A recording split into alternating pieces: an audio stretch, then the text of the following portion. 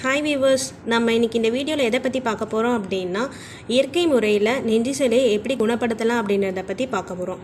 முன்னாடி இருந்த ஜெனரேஷனில் doctors, medicines எந்த ஃபெசிலிட்டி இல்லாத போதும் அவங்களோட நோயை அவங்களே குணப்படுத்திக்கிட்டாங்க. எந்த மருந்தை வச்சு அவங்க குணப்படுத்திக்கிட்டாங்க அப்படின்னா உணவு மட்டும்தான். உணவே மருந்து.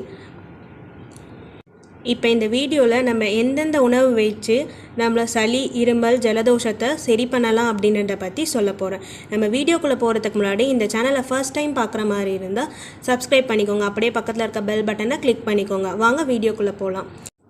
ஃபர்ஸ்ட் டெக்னிக் என்னன்னா, ஆடாதோட இலை ஒரு இட்லி பாத்திரத்தில் அந்த இலையை ரெண்டாக கட் பண்ணி புட்டு வேக வைக்கிற மாதிரி வேக வச்சு அதில் இருக்க சாரை மட்டும் எடுத்துக்கணும்.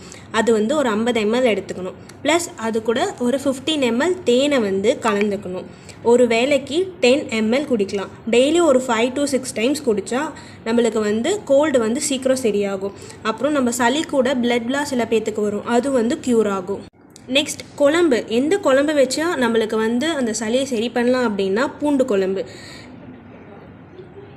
இந்த கஷாயம்லாம் பிடிக்காதவங்களுக்கு இந்த பூண்டு குழம்பு கொஞ்சம் யூஸ்ஃபுல்லாக இருக்கும். அதை எப்படி செய்யணும் அப்படின்னா, சின்ன வெங்காயம், அப்புறம் பூண்டு, மிளகு, ஜீரகம், கொத்தமல்லி தழை, தேங்காய் இதெல்லாம் அரைச்சி குழம்பு மாதிரி பண்ணி சாப்பிட்டா நெஞ்சு சளி சரியாகும். அப்படி இல்லை அப்படின்னா அதை ரசமாகவும் செஞ்சு சாப்பிட்லாம். அதுக்கப்புறம் அதை நுரையீரலில் இருக்கிற சைனஸ் அதில் இருக்க நெஞ்சு சளியை அகற்றவும் அது ரொம்ப யூஸ்ஃபுல்லாக இருக்கும்.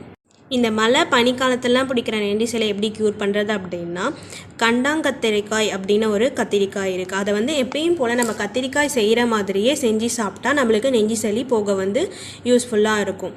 நெக்ஸ்ட் எப்படி கஷாயம், எந்த கஷாயம் மூலம் நம்ம நெஞ்சு சளியை சரி பண்ணலாம் அப்படின்றத பற்றி சொல்ல போகிறேன்.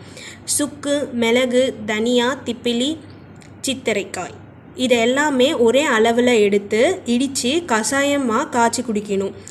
3 நாள் அதை தொடர்ந்து குடித்தா நம்மளுக்கு நெஞ்சு சளி சீக்கிரம் சரியாகிடும். அப்புறம் சளியுடன் இருமல். சில பேர்த்துக்கு சளியுடன் எப்பயும் இருமலும் இருக்கும்.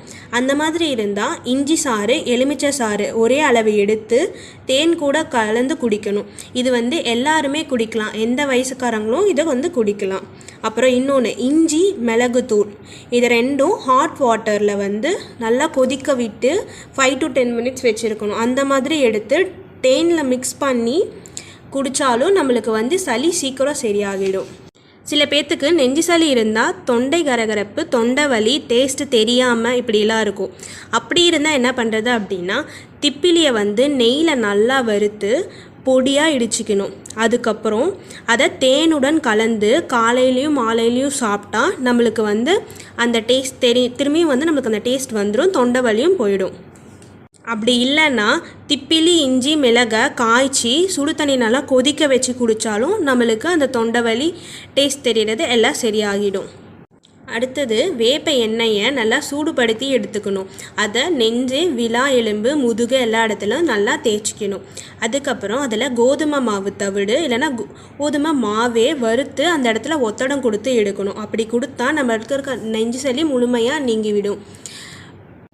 இந்த யூஸ்ஃபுல்லான வீடியோவை உங்களுக்கு பிடிச்சிருந்தால் லைக் பண்ணுங்கள். அப்படியே உங்கள் ஃப்ரெண்ட்ஸ் அண்ட் ஃபேமிலிக்கும் ஷேர் பண்ணுங்கள்.